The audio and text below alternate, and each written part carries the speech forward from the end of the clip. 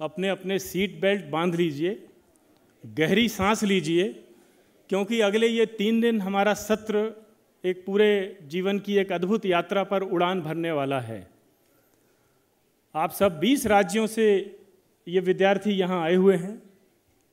हमारे सारे विश्वविद्यालय परिवार के क्रू मेंबर हमारे साथ में हैं और 2 बहुत अनुभवी पायलट इस सत्र को टेक ऑफ करने के लिए मंच पर हैं। आदरणीय कुमार विश्वास जी और महापरिषद के अध्यक्ष हैं मध्य प्रदेश के मुख्यमंत्री के रूप में निडर नायक डॉक्टर मोहन यादव। मैं आप दोनों का बहुत स्वागत करता हूं।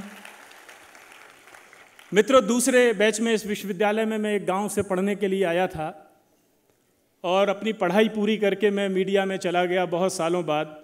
लेकिन इस पद के लिए विश्वविद्यालय में इस उत्तरदायित्व के लिए मुझे योग्य समझा गया, तो मैं समझता हूं कि सबसे पहले मुझे आभार प्रकट करना चाहिए मध्य प्रदेश शासन का, आदरणीय मुख्यमंत्री डॉक्टर मोहन यादव जी का। मुझे अभी 6 महीने हुए हैं और जब मैं आया तो सत्र समापन की तरफ था। मेरे पास काफ़ी समय था। ये परिसर नया है, 2 साल पहले यहाँ शिफ्ट हुए हैं, काफ़ी समस्याएं हैं यहाँ। हमने पौधारोपण करने के लिए एक प्लानिंग की।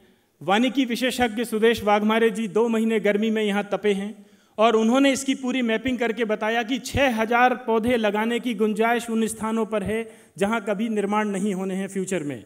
हमने 1111 पौधे लगाने का एक अभियान पूरे विश्वविद्यालय परिवार ने शुरू किया। आज 1111वां पौधा जो है कुमार विश्वास जी और माननीय मुख्यमंत्री के हाथों लगा है। ये पहला चरण यहाँ समाप्त होता है। मित्रों, बहुत बड़ा इंफ्रास्ट्रक्चर इस विश्वविद्यालय का है। ये एशिया का पहला और भारत का सबसे बड़ा मीडिया विश्वविद्यालय माना जाता है। यहाँ मैंने देखा कि कुछ ऐसे रिफ्लेक्शन नहीं है, ऐसी छवियाँ नहीं हैं जिससे ये लगे कि हम किसी मीडिया के विश्वविद्यालय में पढ़ रहे हैं या वहाँ काम कर रहे हैं। मैंने कुछ 100 साल के 100 फ्रंट पेज कवरेज भारत में घटी महत्वपूर्ण घटनाओं के माधवराव सप्रे समाचार पत्र संग्रहालय में कुछ पलटना शुरू किए और मैं बड़ा आभारी हूँ पद्मश्री विजयदत्त श्रीधर जी का कि उन्होंने भारत की आज़ादी के पहले के कुछ हमें फ्रंट पेज बड़े दुर्लभ, अभी माननीय मुख्यमंत्री जी ने, कुमार जी ने उनका अवलोकन किया। फिर मैंने पूरे देश के अखबारों से ये निवेदन किया कि अगर उनके आर्काइव में कुछ ऐसे महत्वपूर्ण घटनाओं से संबंधित फ्रंट पेज हों तो वो हमें कृपा करके उपलब्ध कराएं। 14 अगस्त को विभाजन की विभीषिका के दिन उस प्रदर्शनी का, जिसमें 100 फ्रंट पेज के भारत में घटी हुई 100 बहुत महत्वपूर्ण घटनाएं, जिनमें केवल भारत का इतिहास परिलक्षित नहीं होता है, आधुनिक भारत का इतिहास, बल्कि मीडिया की एक जर्नी, मीडिया की एक यात्रा के भी आप उनमें दर्शन करते हैं। वो प्रदर्शनी यहाँ हमने शुरू की। अभी उसके कुछ फ्रेम हमारे माननीय अतिथियों ने देखे। मैं उनके स्वागत में एक एक बात कहूँगा। डॉक्टर मोहन यादव का एक इंटरव्यू अभी थोड़े दिन पहले मैं देख रहा था। हम सब लोग देखते हैं, दिन भर मोबाइल पे बहुत सारी चीज़ें तैरती हुई हम तक आती हैं। एक इंटरव्यू शायद न्यूज़ 18 में था और सुधीर दीक्षित उनमें एक प्रश्न कर रहे थे माननीय मुख्यमंत्री जी से। ऐसा प्रश्न आमतौर पे सभी ऐसे लीडर से किया जाता है जिन्हें कोई बड़ा अवसर मिलता है। उनसे ये पूछा गया कि आप तो विधायक दल की बैठक में दूसरी तीसरी पंक्ति में कहीं बैठे थे, लेकिन मुख्यमंत्री के रूप में, विधायक दल के नेता के रूप में जब आपका नाम उच्चारण हुआ तो आपको कैसा महसूस हुआ? मित्रों, इसका क्या जवाब हो सकता है? बहुत लोग होंगे जो बड़ी बड़ी डींगे हाँकेंगे, अपने संघर्ष की बड़ी कहानी कहेंगे कि यहाँ तक आना ऐसा ही नहीं है, मैं ऐसा बन के आया हूँ। लेकिन मोहन जी के जो शब्द हैं वो हम सबको क्या सिखाते हैं, ये रेखांकित करने वाली बात है। उन्होंने कहा, मैंने इस ढंग से कभी सोचा नहीं और मेरी पार्टी ने मुझे जो दायित्व दिए हैं उनको पूरी निष्ठा, पूरी ईमानदारी से मैंने निभाने की कोशिश की है। अब ये दायित्व मिला है, मुझसे जो बन पड़ेगा मैं करूँगा। मित्रों, ये बहुत बड़ी बात है। इसमें उनका कोई अहंकार नहीं झलका और उन्होंने वो वस्तुस्थिति बयान की कि जो एक सामान्य कार्यकर्ता के भाव से जब समाज जीवन में हम काम करते हैं और कहीं भी पहुंच जाते हैं तो वो विनम्रता हमारी जमीन पे होनी चाहिए। दूसरा, 2008 में मेरी एक किताब छप के आई थी, मेरा उपन्यास था एक साध्वी की सत्ता कथा। वो एक राजनीतिक उपन्यास था।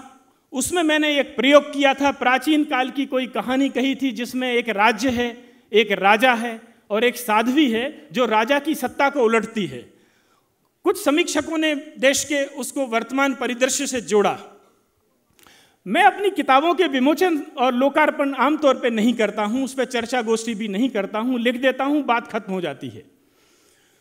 मुझे एक दिन एक फोन आया और उन्होंने कहा कि आपकी ये किताब हमने देखी और आपने बहुत अच्छा इसमें भाषा का प्रयोग किया है, ऐसे प्रशंसा के कुछ शब्द कहे। मैंने उनसे पूछा आप कौन बोल रहे हैं? फोन के दूसरी तरफ कुमार विश्वास थे।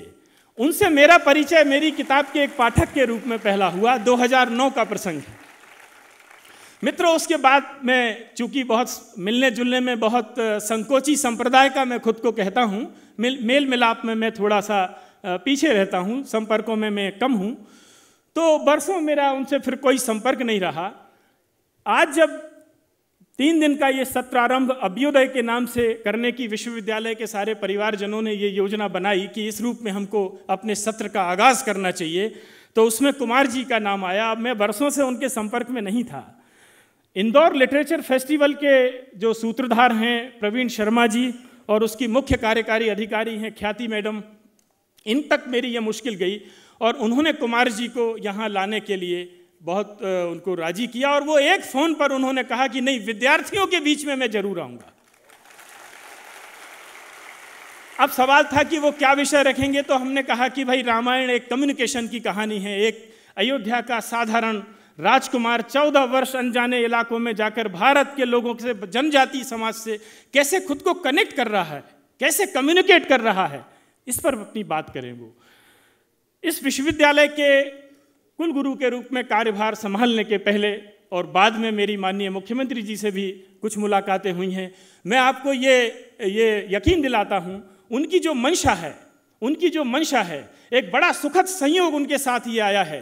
35 वर्ष की इस विश्वविद्यालय की यात्रा में दादा माखनलाल चतुर्वेदी जी की इतनी भव्य प्रतिमा उनके समय लगी है। आज अभी उनका लोकार्पण करके वो मंच पर आए हैं। ये बड़ा सुखद संयोग है कि एक कवि के नाम से स्थापित इस विश्वविद्यालय में एक कवि की भूमिका भी उसके प्रतिमा के लोकार्पण में आज बनी। मैं आप दोनों का बहुत स्वागत करता हूं। माननीय मुख्यमंत्री जी ने ये आश्वस्त किया है मुझे कि इस विश्वविद्यालय को आधुनिक काल की जो आवश्यकताएं हैं मीडिया की, आर्टिफिशियल इंटेलिजेंस, डीप फेक और साइबर सिक्योरिटी से लेकर जितने भी नए कोर्स, नए पाठ्यक्रम, नई कार्यशालाएं, बिल्कुल नए थॉट पर, नेक्स्ट लेवल पर विश्वविद्यालय को ले जाने के लिए जो आवश्यक कदम होते हों, उन्होंने मुझे फ्री हैंड किया है कि वो मैं करूं यहां पर। आखिरी बात कहता हूं, मेरे बारे में ऐसा कहा गया कि 4 वर्ष का कुलगुरु का कार्यकाल होता है। जब मैंने काम संभाला तो मैंने देखा कि हर महीने शनिवार, रविवार, जयंती, पुण्यतिथि मिलाकर औसत 10 छुट्टियां हैं। तो 48 माह जो मुझे मिलने वाले हैं उसमें 480 मेरे वो अवकाश हैं जो मैंने नहीं मांगे हैं और ये 16 महीने का होता है। तो कुल मिलाकर मेरे पास लगभग 2.5 साल का समय है। 6 महीने गुजर चुके हैं। नए सत्र के शुभारंभ बेला में हम हैं। मैं ये विश्वास दिलाता हूँ मेरे विद्यार्थी मित्रों को कि यहाँ पूरी ऊर्जा और पूरा समय केवल अपने अध्ययन में लगाएं। निरंतर अपने माता पिता, अपने पूजनीय माता पिता का चेहरा अपनी स्मृतियों में रखें और पूरा समय केवल पढ़ाई में खर्च करें। हमारे आसपास बहुत सारे लोग हैं जो कारतूस लेके घूमते हैं, उनके पास बंदूक नहीं है। किसी के पास बंदूक है, वो दोनों मिल जाते हैं। अब वो दोनों मिलकर किसी कंधे की तलाश करते हैं, उस पर चलाने के लिए कोई चौथा दिमाग निशाने ढूंढता है। मैं आप सबसे ये अपेक्षा करूंगा कि पूरे पत्रकारीय कैरियर में अपने यहाँ से निकलने के बाद कंधा भी आपका हो, बंदूक भी आपकी हो, कारतूस भी आपके हों और अपने बुद्धि विवेक से निशाना भी आप खुद लगाएंगे।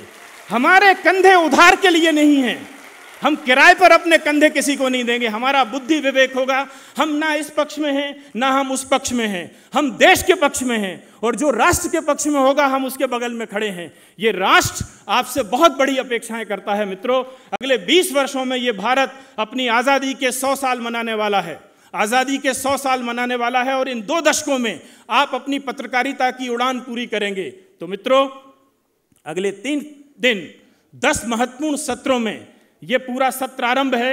इसकी ज़बरदस्त उड़ान शुरू होने वाली है। ये उद्घाटन सत्र केवल टेक ऑफ करने के लिए है। इसके बाद हम अगले 3 दिनों में 35,000 फीट की ऊंचाई तक उड़ेंगे, हर विषय के विहंगावलोकन करेंगे और पूरे साल एक-एक क्लास में, एक-एक प्रयोग में हर चीज़ में अपनी पूरी मन और प्राण से केवल अपने भविष्य को अपने सामने रखेंगे, हर तरह की नकारात्मकता से दूर रहेंगे, हर तरह की नेगेटिव बात कहीं हो रही होगी दूर रहेंगे उससे, उसके पास में नहीं जाएंगे। हमारी ऊर्जा क्षरण करने के लिए नहीं है, हमारी ऊर्जा सर्वोत्कृष्ट कार्यों के लिए है। जितना हम लगा पाएं, हमारी अंजुलि भर जितने प्रयास हम इस देश के लिए कर पाएं, ये देश 1200 वर्षों में बहुत सारे कष्टों से होकर गुजरा है। इतिहास को पढ़ेंगे पता चलेगा, अकथनीय पीड़ा से गुजरा है। और अब ये हमारे सामने है। हम सौभाग्यशाली हैं कि हम स्वतंत्र भारत में पैदा हुए हैं। 2047 का लक्ष्य, शक्तिशाली भारत का लक्ष्य माननीय प्रधानमंत्री ने हम सबके सामने रखा है। तो जीवन समाज में जो जिस भूमिका में है उसको ध्यान में रखें और उसी के अनुसार अपना हर दिन डे प्लान बनाएं और उसके अनुसार कार्य करें। हम एक पत्रकारिता के विश्वविद्यालय हैं और हम सामान्य विश्वविद्यालय नहीं हैं। इस बात का, इस विशिष्टता का हमेशा ध्यान रखें। और ये जिस महापुरुष के नाम पर है, पंडित माखनलाल चतुर्वेदी के नाम पर है, उनके संचित पुण्यों का ध्यान रखें। हम उनके पुण्यों का फल चखने के लिए यहाँ आए हैं, तो हम कुछ ऐसे बन सकें कि इस देश के चरणों में, भारत माता के चरणों में कुछ ऐसा अर्पित करके जा सकें जिसकी उसको ज़रूरत है। बहुत बहुत धन्यवाद।